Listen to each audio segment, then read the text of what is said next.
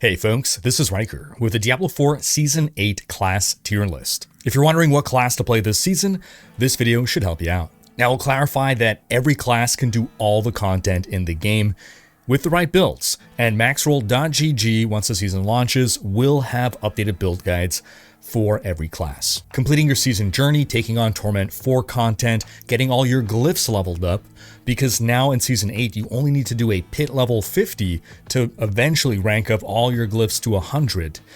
This is now very feasible with multiple builds. That said, some classes do have more versatility and options than others, and that's what this video is going to tackle. Now, disclaimer, this is based on playing the PTR and the patch notes that happen post PTR, but these are probably the biggest changes made after a PTR than we've seen, so there's a lot of potential surprises.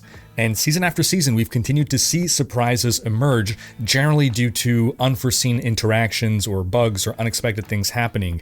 So take everything that we're going to say here with a grain of salt, and do stay tuned for a future video post-season start on the top 10 builds. Now I'll quickly go over my rating criteria. How well a class scores on my tier list is based on how many build options it has that are able to perform very well in these 4 categories, which I'm going to name in order of descending importance. So the most important thing is going to be speed farming Torment 4 content. Second most important thing will be how far into the pit this class can push. Number 3 is how good they are at taking on lair bosses. We're going to be doing fewer lair bosses this season, but they're going to be still important to do. The changes made in Season 8 mean that we're going to be doing lair bosses much less frequently. We're not going to just be chaining them over and over and over again, but the rewards will be juicier to compensate. Then the least important criteria is the 1 to 60 leveling experience. So for me, a class that is an S tier is a class that has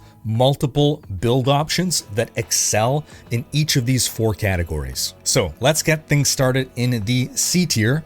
That's going to be the spread this season, so not too bad. And we're actually going to start with the Spiritborn down in the C tier. And I need to hang a huge asterisk on the Spiritborn. Now, boss powers are a huge part of this season. And on PTR, they dominated. They were way over-tuned.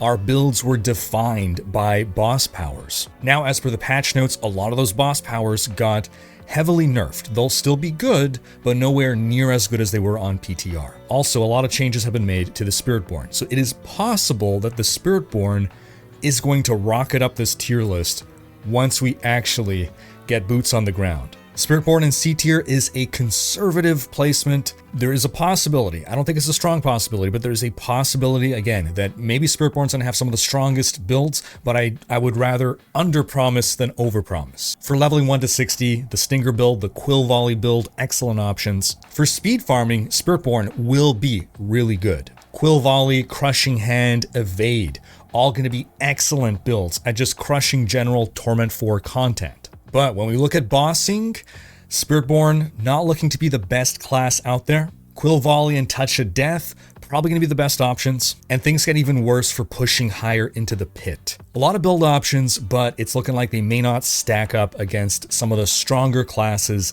with pushing the pit. Quill Volley, Touch of Death, Stinger, Crushing Hand, there's even a Thorns build. You got options, but no clear winner. Again though, I think Spiritborn is a class most likely to surprise me. If I were to make a Spiritborn this season, I would just play Quill Volley all the way through. From leveling all the way into endgame, for every activity, Quill Volley is super versatile. It is a really good build for the Spiritborn. And then I would wait around and see, is some other build going to rocket up there? All right, also in the C tier, but I would put it above the Spiritborn, I have the Sorcerer. Now, if all we're looking at is speed farming Torment 4 content, Sorcerer is probably going to be the best class in that regard for having the greatest variety of really strong build options that you can go with. Lightning Spear, Fireball, Ice Shards, Chain Lightning, Ball Lightning, Meteor, Blizzard, Frozen Orb. It's also one of the best classes for speed leveling 1 to 60. You got Firewall, Chain Lightning, even Incinerate as options for you. The reason Sorcerer doesn't rank higher is because it's not looking to be as competitive when it comes to bossing and pushing the pit. Sorcerer just doesn't have a really robust single target build. Still, it has a variety of builds that are pretty good at bossing, and it's definitely better than the Spiritborn at bossing. Blizzard, Frozen Orb, Chain Lightning, Meteor, Lightning Spear, Ice Shards, Ball Lightning. In fact, Sorcerer is probably the class just in general with the greatest variety of really strong builds. So if you just want to crush T4 content and play a variety of builds this season, Sorcerer is probably the best choice. But then when we go to pushing the pit, Lightning Spear is looking to be the only competitive option, and even then it's not as great as some of the other best builds for pushing deep into the pit. That said, pushing pit isn't as important as it once was. Yes, the pit's going to be a lot harder than it was. They've changed the scaling of the pit, so higher pit levels are much more challenging, but you have much less reason to do higher pit levels, because again, you don't have to reach pit 100 to max your glyphs to 100. But for cranking out Paragon levels, it's really tough to beat speedrunning high pits. If I were to run a Sorcerer in Season 8, I'd start with Chain Lightning, stick with that in the end game, maybe use it to build out a Lightning Spear build, eventually if I wanted to go into pit pushing.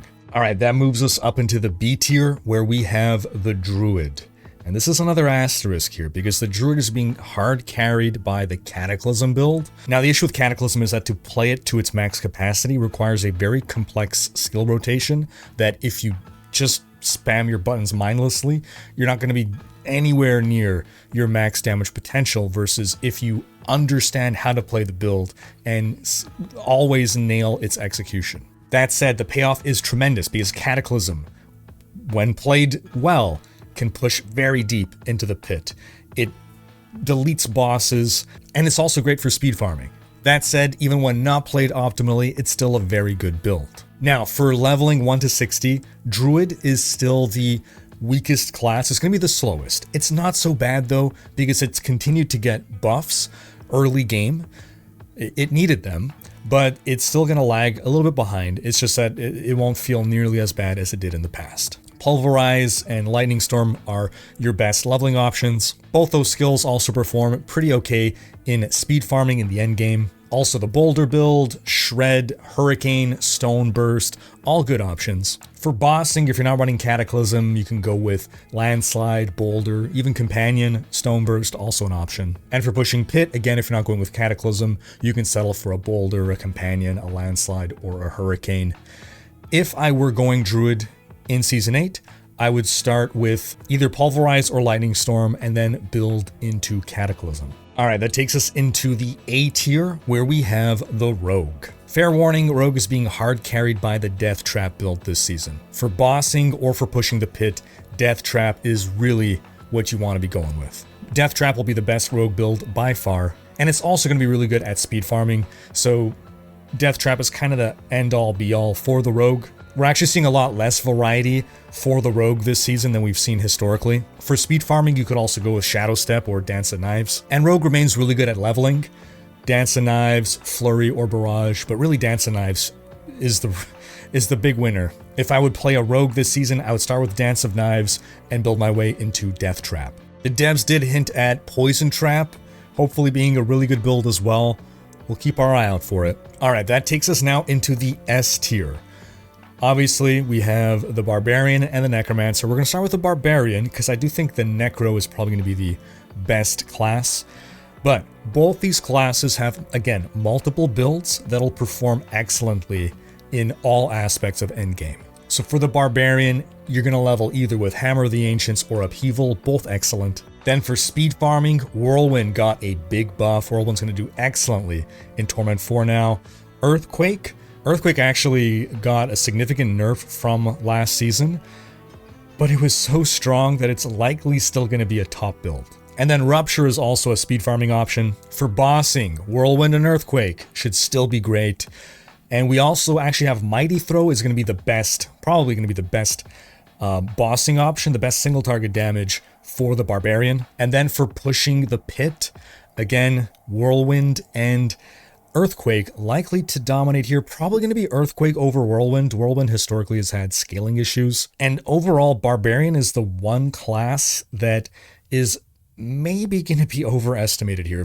If I were to predict one class being bumped down on the tier list, it would be Barbarian. I've seen some disagreement amongst Barbarian experts over exactly how significant the nerfs is and how significant the buffs are to the respective skills, but we'll start finding out as of tomorrow. I may make a Barbarian in Season 8. If I do, I'm going to level either with Hammer of the Ancients or Upheaval. I might try Upheaval just because I've done the Hoda thing many times before, and then I'll transition either into Whirlwind or Earthquake, depending on what gear drops for me first. I kind of want to try Whirlwind, see if it's going to be as good as people hope or if it's being overhyped. But then lastly, we have the Necromancer, probably by most people's metrics, going to be the best class of Season 8. You got multiple leveling options. You can level Minion, you can level Blood Surge, super fast leveling. Blood Surge arguably one of, if not the best, fastest leveling build in the game. Also into speed farming, Blood Surge remains really strong. You can also go with a Blight build. Then for bossing, you need that single target. You can go Bone Spear. Bone Spear is on the rise. Or Blood Wave. Blood Wave was nerfed. Blood Wave was incredibly brokenly overpowered in Season 7. It's been nerfed. It's probably still going to be the, quote, best build in the game. So it should be no surprise for pushing the Pit. Again, Blood Wave, excellent option. Probably going to be the best, but Bone Spear, seeing some great buffs, probably going to be right next to it there. Bone Spirit also becomes an option in Pit pushing. Not as friendly to play as a Blood Wave, but you got some choices to make. My starter class for Season 8 is looking to be either a Necromancer or Barbarian. If I go Necro, or when I make my Necro, I'm going to start with Blood Surge. Leveling with Blood Surge, stick with Blood Surge at level 60 to speed farm things. Use Blood Surge to farm up a Blood Wave or a Bone Spear build, whichever gear I get first. But even then, I'm going to keep my Blood Surge build for speed farming, and I'll only swap to those other builds for bossing in the Pit. So that's my tier list, but as a reminder, once season gets going and we get to test the final balance state, I'm going to make a top 10 builds video. So do stay tuned for that. Also, as a reminder, for the first couple of weeks of the season, we're going to have the Berserk event, during which you can farm up this sword cosmetic as a Twitch drop, or get this mount trophy via the Support a Streamer program by subbing or gifting a sub to a streamer. Thanks for watching. Special thanks to my supporters for making these videos possible. If you enjoyed this video, give it a thumbs up and subscribe to join Rhykkers Raiders for more Diablo content.